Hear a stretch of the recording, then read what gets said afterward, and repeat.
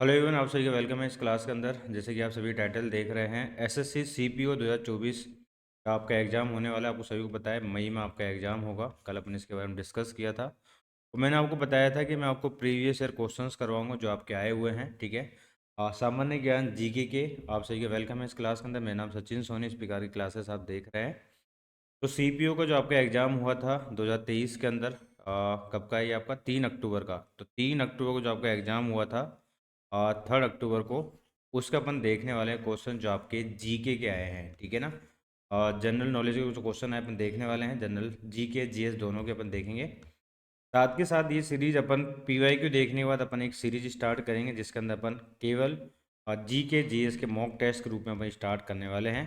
पहले ये देख लेते हैं किस प्रकार क्वेश्चन आपके पूछे गए हैं, उसके आधार पर अपन क्वेश्चंस बनाएंगे। तो आप सभी का वेलकम है। मेरा नाम सचिन सोनी। इस प्रकार की क्लासेस देखने के लिए चैनल को सब्सक्राइब कीजिएगा।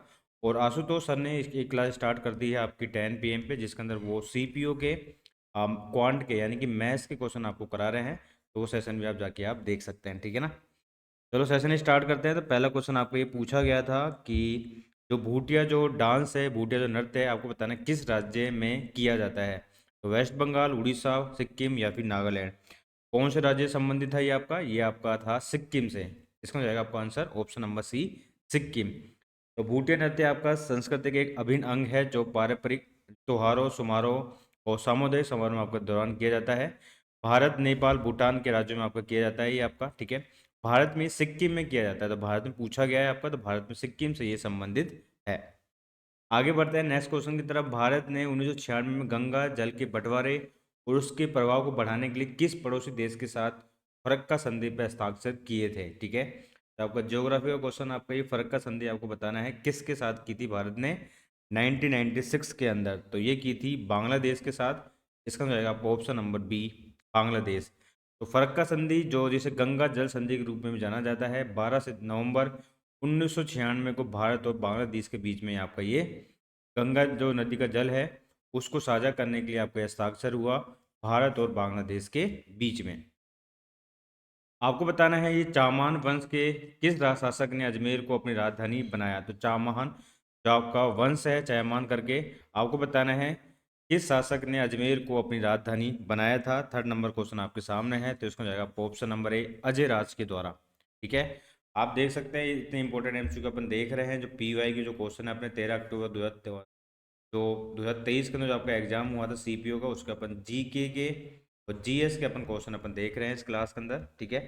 तो वे भारतीय राजा थे जिन्होंने 1113 से लेकर 1143 के बीच में ये शाकंभरी चाहमान राजवंश पर शासन करने किया था इन्होंने, और अजमेर को अपनी राजधानी के रूप में स्थापित किया था। ठीक है ना।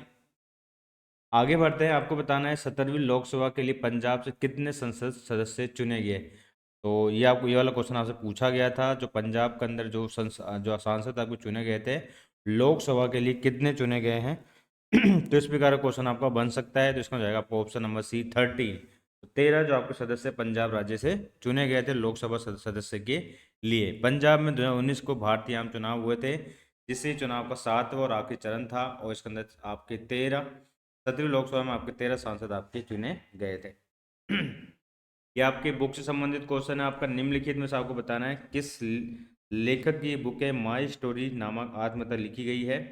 तो निम्नलिखित में से भारतीय लेखकों में से किसने माई स्टोरी नामक आत्मकथा लिखी है, इसके बारे में आपको बताना है। तो इसमें जाएगा आपको option number D, Kamala Das. ठीक है।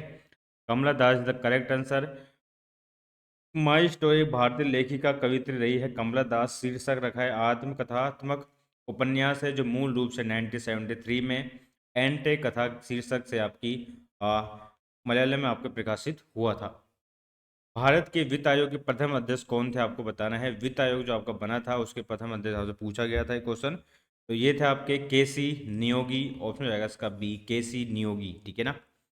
तो केसी नियोगी क्षितिज चंद्र नियोगी है, वे भारतीय राजनीतिज्ञ थे, अर्थशास्त्री थे। 1951 से लेकर 52 तक नीति आयोग के आपके पहले सदस्य बने थे आपके ये। ठीक है ना। अध्यक्ष चुने गए थे वित्त आयोग के, प्रथम वित्त आयोग के अध्यक्ष थे आपके ये, जिनका नाम क्या था, केसी नियोगी। आगे बढ़ते हैं। प्रथम राष्ट्रमंडल खेल निम्नलिखित में से किस वर्ष आपके आयोजित किए गए थे, आपको ये बताना है। प्रथम जो राष्ट्रमंडल जो आपके खेल हुए थे, आपको बताना है ये कौन से वर्ष में स्टार्ट हुए थे। तो ये होते हैं आपके 1930 के अंदर, 1930 के अंदर। अभी अपन क्वेश्चन देख रहे हैं PYQ जो आपके एग्जाम के अंदर पूछे गए हैं CPO के, ठीक है ना। आगे बढ़ते हैं। ध्रुव सेन द्वितीय निम्नलिखित में से किस शासक राजवंश से संबंधित है, आपको बताना है। वाकाटक, पुष्यभूति, या फिर मैत्रक राजवंश, या फिर मौखरी वंश। कौन से राज्य से संबंधित, कौन से वंश से संबंधित है, आपको ये बताना है। तो इसका जाएगा आपका ऑप्शन नंबर सी, मैत्रक राजवंश से संबंधित है ध्रुव सेन द्वितीय। तो मैत्रक वंश के प्रमुख शासक थे ये, जिसने भारत गुजरात में 627 से लेकर 641 से शासन किया गुजरात के अंदर। उन्हें राजवंश के सबसे शक्तिशाली प्रभावशाली शासक के रूप में माना जाता है, जो अपनी सैन्य कौशल, कला, संस्कृति के संरक्षण, मैत्रक राजधानी वल्लभी के विकास में योगदान के लिए जाने जाते हैं। आगे बढ़ते हैं। निम्नलिखित में से किस अधिनियम के तहत राष्ट्रीय महिला आयोग की स्थापना की गई थी, आपको बताना है कौन सा अधिनियम था जिसने राष्ट्रीय महिला आयोग की स्थापना की गई थी। तो 9 नंबर क्वेश्चन, इस प्रकार क्वेश्चन आपके पूछे गए हैं। तो ये था आपका राष्ट्रीय महिला आयोग अधिनियम 1990 का जो अधिनियम था। इस अधिनियम के तहत राष्ट्रीय महिला आयोग की स्थापना आपकी की गई थी। CPO के PI अपन क्वेश्चन देख रहे हैं, आप GK एंड GS के अपन क्वेश्चन देख रहे हैं। इस प्रकार की अपनी क्लासेस डेली आएगी, याद रखना, ठीक है। तो 1992 में स्थापना हुई थी और अधिनियम था इसका 1990। पौधों में जो आपके रंध्रों की जो स्थिति पहचानने का तरीका कौन सा होता है आपका, ये तने की नोक के द्वारा, जड़ों के अंदर, फूलों के अंदर, या पत्तियों की सतह के द्वारा। तो इसका जाएगा आपको ऑप्शन नंबर डी, पत्तियों की सतह के द्वारा इसकी पहचान की जाती है। तो रंध्र पौधों की पत्तियों, तनों, अन्य अंगों सतह पर पाए जाने वाले छोटे छिद्र होते हैं। वे पौधे उसके पर्यावरण के बीच में गैसों के आदान प्रदान के लिए और विनियमित करने में महत्वपूर्ण भूमिका अदा करते हैं। किसी पौधे में रंध्रों की स्थिति प्रजाति विशिष्ट अंग के आधार पर आपकी भिन्न होती है। तो सही उत्तर होगा इसका पत्तियों की सतह पर। निम्नलिखित में से किसको आपातकाल के दौरान असाधारण शक्तियां प्रदान की जाती है, प्रधानमंत्री को, मुख्य न्यायाधीश को, राष्ट्रपति, या फिर राज्यपाल। तो पॉलिटी संबंधित क्वेश्चन आपका है, सिंपल क्वेश्चन है। तो आपातकालीन के दौरान जब आपका आपातकाल लग जाता है, आपको पता है राष्ट्रपति शासन लगता है। तो असाधारण शक्ति किसके अंदर आ जाती है, आपकी राष्ट्रपति, भारत के राष्ट्रपति के पास। भारत के संविधान के अंदर यदि भारत की सुरक्षा, कोई युद्ध, भारी आक्रमण, सशस्त्र विद्रोह खतरा हो तो राष्ट्रपति राष्ट्रीय आपातकाल की घोषणा कर सकता है। भारत में आपको बताना है कितने लाख से नीचे वाले सभी ऋणों को अपन स्मॉल ऋण के रूप में आपके माने जाते हैं, जिसको अपन सूक्ष्म ऋण बोलते हैं। 1 लाख रुपए के नीचे 2 लाख, 4 लाख, 3 लाख। तो इसका हो जाएगा आपका option number A, 1 lakh. 1 lakh रुपए के जो ऋण, 1 लाख रुपए के नीचे के जो ऋण होते हैं उनको अपन बोलते हैं सूक्ष्म ऋण, यानी कि स्मॉल ऋण। तो छोटे ऋण जो आमतौर पर कम आय वाले व्यक्तियों, उद्यमियों को प्रदान किए जाते हैं, जिनके पास पारंपरिक बैंकिंग सेवा तक पहुंच नहीं होती है। ऋण का उपयोग आमतौर पर व्यवसाय शुरू करने, विस्तार करने, संपत्ति खरीदने, रहने की स्थिति में सुधार करने के लिए किया जाता है, ठीक है। तो NBFC द्वारा दिया जाता है, MFI के द्वारा आपका ये प्रदान किया जाता है। RBI के अनुसार 1 लाख रुपए से कम के ऋण को अपन सूक्ष्म ऋण के रूप में आप माना जाता है, ठीक है ना।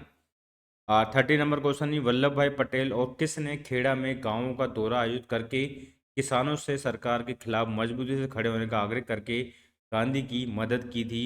जमनालाल बजाज, मोहम्मद अली जिन्ना, मोतीलाल नेहरू, या फिर इंदुलाल याग्निक।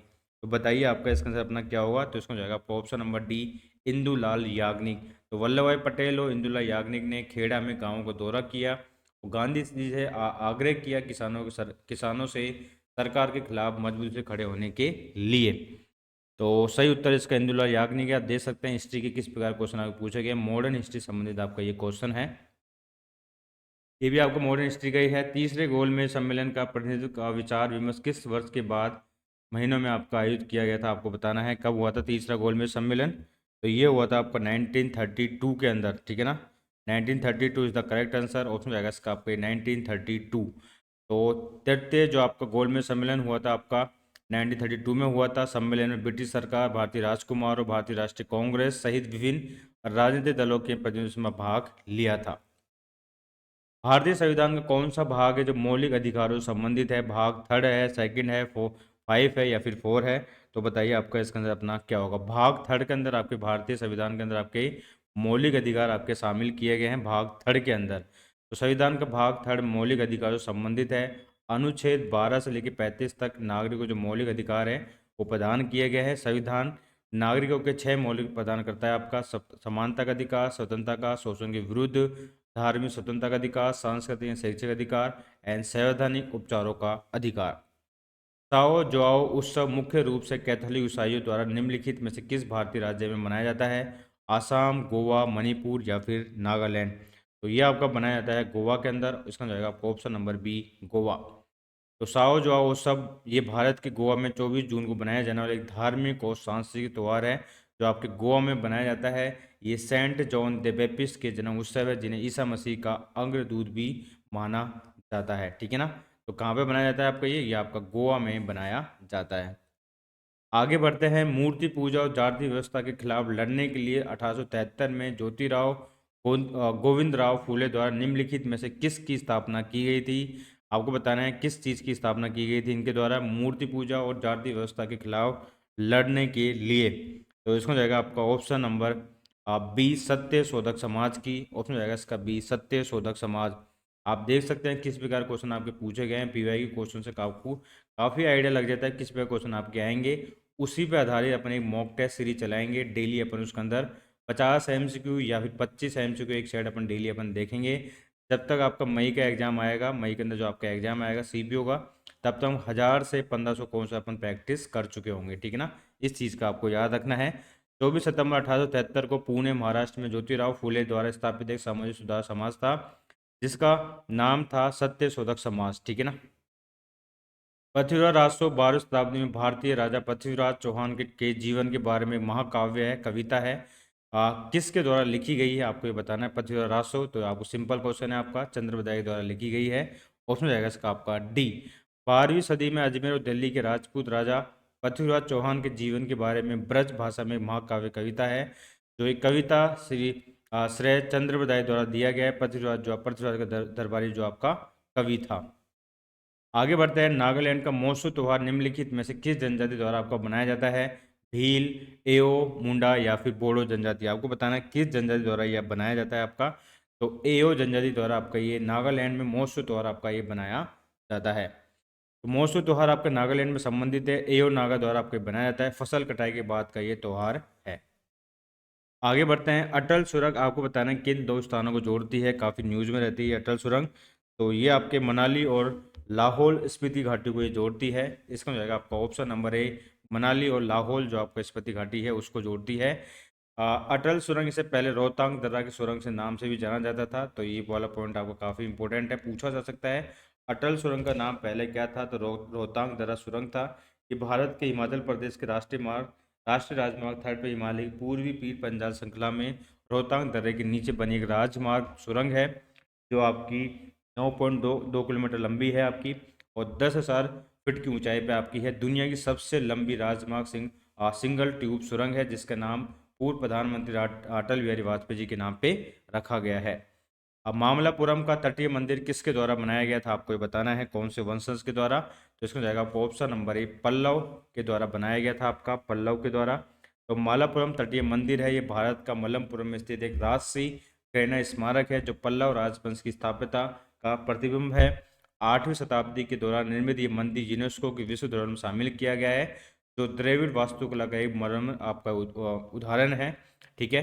तो ये विष्णु मंदिर को समर्पित है, मुख्य मंदिर शिव का है और इसमें 3 मंदिर है।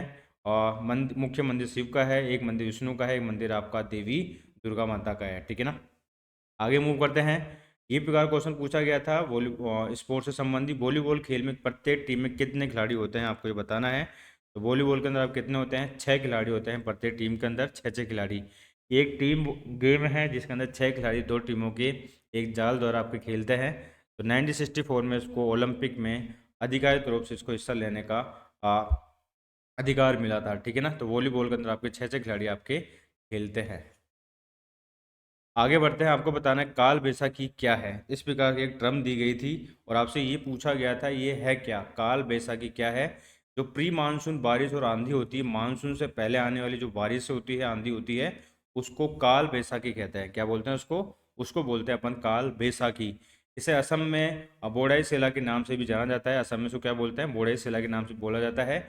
एक स्थानीय वर्षा और तूफान की घटना है जो बांग्लादेश और पूर्वी भारत में विशेष रूप से बिहार, झारखंड, उड़ीसा, त्रिपुरा, असम, पश्चिम बंगाल राज्यों में प्री मानसून सीजन के दौरान आमतौर पर अप्रैल से मई तक होती है।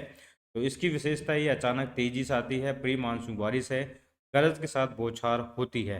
ठीक है।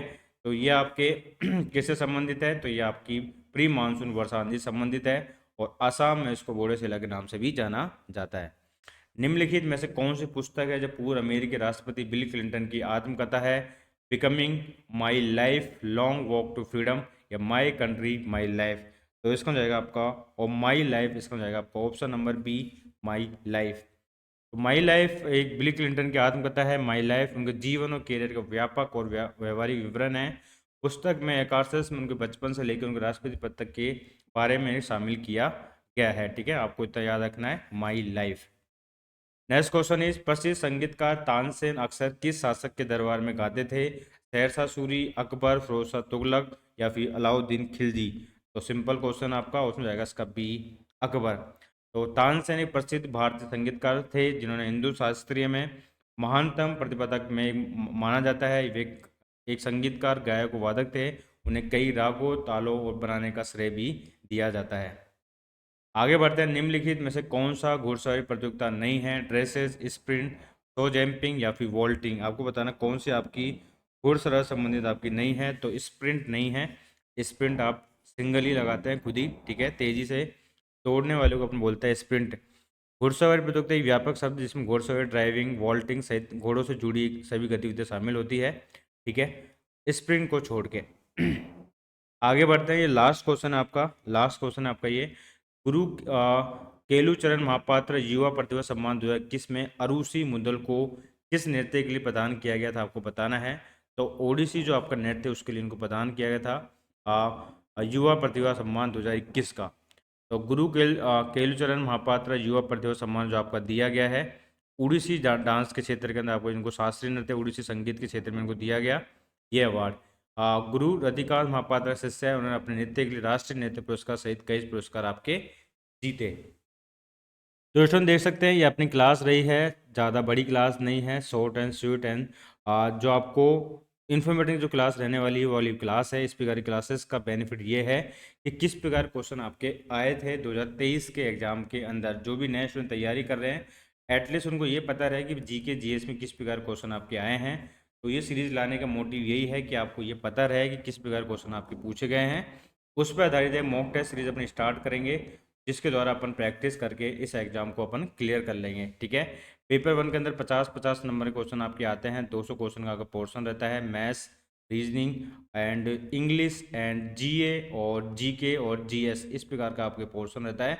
तो 50 नंबर के जो ये आपका पोर्शन है इस पर अपन फोकस कर रहे हैं। मेरे एंड से मैथ्स वाला पोर्शन आपको करवा रहे हैं आशुतोष सर। इस प्रकार की क्लासेस देखने के लिए चैनल को सब्सक्राइब कीजिएगा। रीजनिंग आपको दीपक सर करवा ही रहे हैं, क्वांट आपको आशुतोष सर करवा रहे हैं।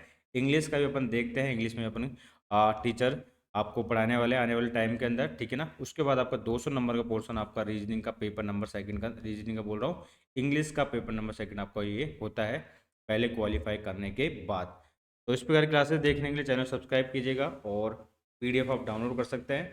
जो भी आपकी क्यूरीज है, जो भी आप चाहते हैं इम्प्रूवमेंट या फिर कुछ कंटेंट चाहिए तो आप कमेंट सेक्शन में अपना फीडबैक दे सकते हैं, और कुछ क्वेश्चन आप पूछना वहाँ पर डायरेक्ट आपके पूछ सकते हैं। ठीक है, तो thank you, bye, have a nice day and bye.